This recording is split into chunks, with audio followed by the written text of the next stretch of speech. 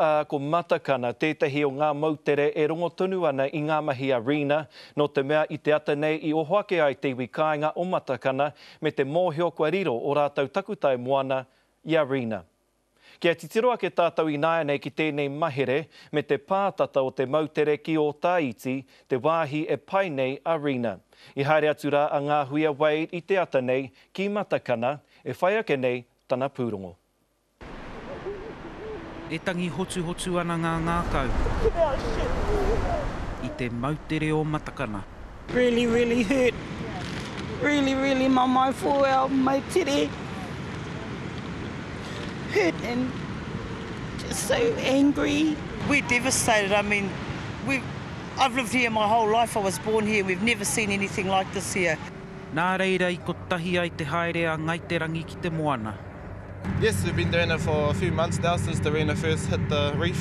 And just all volunteer work for our hapu and going over helping other hapus. I te mautere hoki ki te whakatika i tō rātau takutai moana.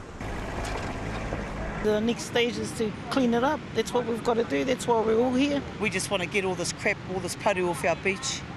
Titiro mai tātou, he maha ngā paru kua whiua e te tai ki konei. Ko te nuinga he rākau, ko ētahi he nohoanga pēnei tēnei kai mua i au.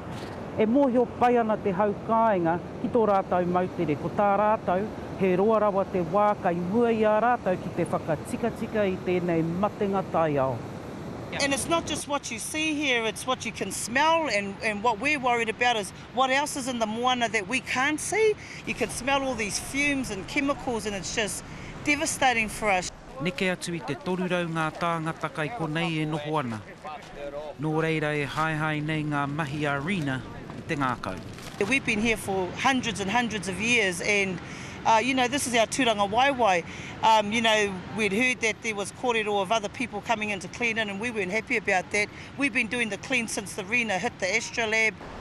Engari ko te whakaaro, e hara noai ho tēnei te whakatika i te one, koi nei tā rātau kāpata kai, tō rātau oranga. Ngā hui Wade, te karere.